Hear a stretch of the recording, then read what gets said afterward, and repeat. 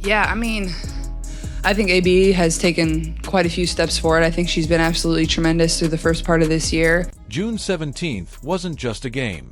It was vengeance, raw and unfiltered. It was a chapter torn straight from a rivalry novel, written in sweat, bruises, and unapologetic retaliation. The Indiana Fever didn't just show up to play basketball. They showed up with receipts, grudges, and a mission that had been simmering since May 30th. The players might wear numbers on their backs, but that night, every jersey read one word: revenge. Let's rewind. Back in late May, the Fever were physically brutalized in a matchup against the Connecticut Sun. What was supposed to be a high-intensity contest turned into a highlight reel of injury and recklessness. Jacy Sheldon, known for her aggressive style, collided with both Sophie Cunningham and Colson in separate incidents. Not just collisions. We're talking deliberate, body-on-body crashes that left both Fever players sidelined. Sophie took a hit so hard it nearly snapped her ankle and knocked out part of her front tooth. Colson. Her leg twisted awkwardly underneath Sheldon during a reckless dive for a ball. These weren't freak accidents. They were contact plays that crossed the threshold from competitive to predatory. The worst part? No whistles. No repercussions. Just silence from the referees and a league that kept its head turned. Sheldon walked away with nothing. The Fever walked away broken. And Caitlin Clark? She walked away fuming. The handshake line, the post-game pressers, her face said it all. She watched her teammates get hurt while the league shrugged. But one thing became certain that day: they would not forget. Especially not Sophie Cunningham. So, when June 17th arrived and the Fever once again faced the Connecticut Sun, there was a different energy in the air. Clark was back from a quad injury, fresh off a dominant performance against the New York Liberty. But this wasn't just about getting back into rhythm. This was war. From the tip-off, you could feel it. Sheldon was on Clark again, face to face, hip to hip, shadowing her every step like she was reenacting their old college rivalry. Every screen became a shove. Every bump, a warning shot. Clark didn't flinch. She played through it, dropped threes from the logo, and acted like it was just another night. But the tension was thick. Everyone in the building could feel it. The Sun were pressing hard, and they were about to go too far. Third quarter. Clark's driving. Sheldon's on her again.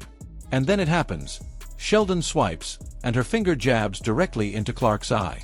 Immediate pain. Clark recoils, clutching her face, visibly shaken. And then comes the push. Caitlin, furious and blinking through blurred vision, shoves Sheldon away. You don't poke someone in the eye and expect them to stay calm. But somehow, unbelievably, the referees saw it differently. They hit Caitlin Clark with a technical foul for pushing the player who just poked her in the eye. It didn't end there. Before Clark could even collect herself, Marina Mabrey entered the scene like a freight train with no brakes. She charged straight at Clark and sent her crashing to the floor with a body check that looked more like a hit from Sunday Night Football than anything from the WNBA. The crowd erupted in disbelief. Replay after replay showed exactly what happened. Clark didn't flop. She got assaulted. Again. But the refs. They gave Mabrey a technical foul. Same as Clark. Sheldon's eye poke? Flagrant 1. And just like that, the woman who orchestrated this chaos skated by with barely a scratch. Indiana's bench had seen enough. Stephanie White, the Fever's coach, was livid. She screamed from the sidelines. Her hands flailed. Her face was beet red. But nothing changed. And that's when Sophie Cunningham stood up. Final minute of the game. The Fever were already up big, nearly 20 points. But Sophie wasn't looking at the scoreboard. She was looking at Jacy Sheldon. She saw her opportunity, and she took it. Sheldon broke away on a fast break. Sophie tracked her like a heat-seeking missile. And when Sheldon went up for the layup, boom. Sophie Cunningham wrapped her up mid-air and yanked her to the floor. No hesitation.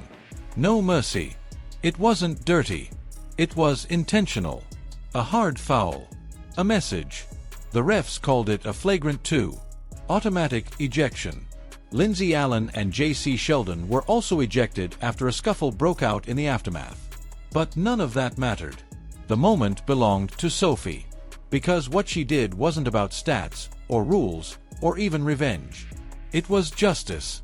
She didn't injure Sheldon. She didn't punch or shove. She made it crystal clear, the refs won't protect our star, so I will. That's what being a real teammate looks like. And the crowd. They erupted into chants of Sophie. Sophie. The Fever fans had found their hero, not in the leading scorer, but in the woman who made a stand when it mattered most. Clark ended the night with 20 points and 6 assists. Natasha Howard recorded her 50th career double-double. Kelsey Mitchell added 17. But the stat sheet didn't tell the story of that night. This was about the Fever's heart. Because when you rewind to May 30th, the Sun walked into that game and left a trail of injuries and disrespect. The Fever were humiliated. They were hurt. But they remembered. And when June 17th rolled around, they showed up with a response. This wasn't just about making it to the Commissioner's Cup final, though the win did just that. This was about proving something deeper. That the Indiana Fever aren't pushovers. That they won't tolerate being the league's punching bag.